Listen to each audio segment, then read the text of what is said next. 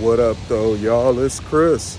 Appreciate you connecting with me while I'm out here getting 10,000 steps in. It's not a great weather day here in the Motor City. It's cold, it's rainy, it's been raining all day, but it stopped for a second, so that's why your boy is out here. It's been a slow motion day for me. It's been one of those days where I haven't really had a whole lot to do, which is unusual for me, but I kind of like it. And I haven't even been to the gym today. It's really been slow motion for me. Got that noise. You know it was coming, and there it is. We got that noise for you. All right, let's get into the topic at hand. It's teachers, female teachers with male students. I have just seen yet another news report of a female student, or a female teacher rather, getting down with a male student. And I'm wondering why this doesn't get nearly as much attention as when it's the opposite. We have seen loads more, because I believe this has always been a thing, but I think it's even more of a problem now because teachers, they're mostly women. I don't know what the ratio is. I think it's like 80%, somewhere in there. It's pretty high. And a lot of these women are either in unhappy marriages where they're seeking something outside that they're not getting in the marriage, or they're lonely because they don't have a man, they can't keep a man. You know, they've got some sort of personality quirks, obviously, that are a turnoff to a man, which is why they have to come out here and prey on children. But we have seen this happening a lot more lately. It's been getting a little more coverage, but it's not being talked about enough, if you get what I'm saying. I'm seeing more news reports of it, but it's not triggering the same outrage as it does when it is a male teacher preying on a female student. And I wonder why that is. Because is the male student not a victim? You know, people think, oh, because it's a female and the victim's a male, that it's not as bad. No, that's not the case. Let me tell you something. If I would have ever found out that some female student was preying on my son, there would have been a serious problem. I'm not going to be high-fiving like, oh, lucky you, because that's what they want you. That's what they kind of want you to lean into. Oh, it's a boy. He should be so lucky. No, he shouldn't be so lucky. Underage boys, let me cross here, they're still trying to figure it out, okay? They have raging hormones. They're not completely developed mentally. Getting into some relationship with an adult woman, especially a woman who is preying on him, she's just using him to fill whatever void is missing in her life.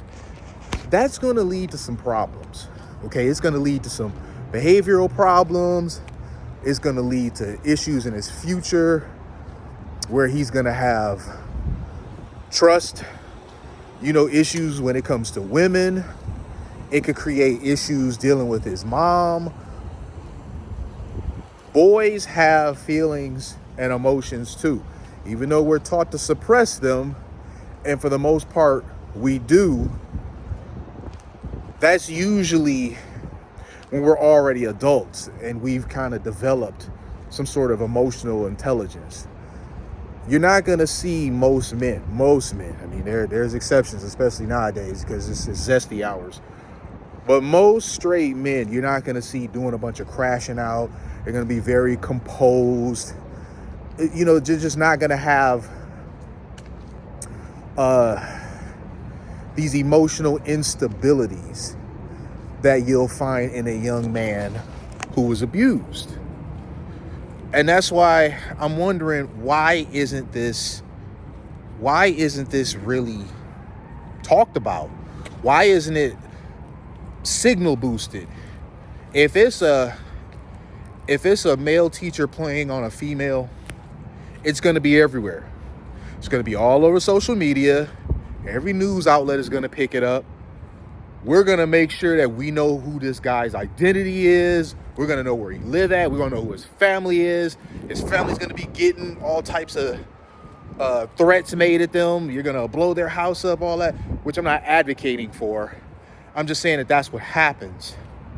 But when it's a female teacher preying on a teenage boy, it's none of this outrage. The only people who ultimately seem outraged are the parents. You know, I'll see people comment briefly, you know, oh, but that's terrible, or, you know, she should know better, but it's nowhere near the same venom and vitriol as it is when it's a man involved. So this is the one thing that I champion equality on, and that's treating predators the same, male or female. They should be treated exactly the same. Even when they're sentenced, they're not treated the same. Oftentimes, they get little to no jail time. The last one that I was reading about, she didn't get any jail time at all. She got some sort of probation. Can you imagine a male teacher having a sexual relationship with a teenage girl and him getting probation? No, you can't imagine it, because that would just never happen. There always seems to be two justice systems and two courts of public opinion when it comes to men and women doing various different things. But this is one that it shouldn't exist on. Across the board, predators should be treated the same. You should not get handled lighter doing something like this because you're a woman. Absolutely not. And for the ones who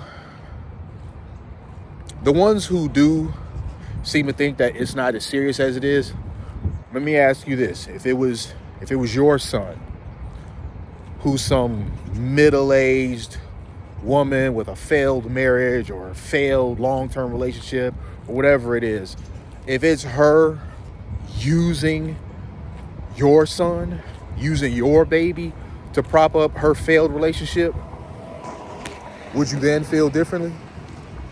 Would you still feel the same, that it's not as big of a deal? Food for thought. I'm gonna leave it there though, y'all. I'm gonna go ahead and keep stepping. I'll holler at y'all soon. Peace.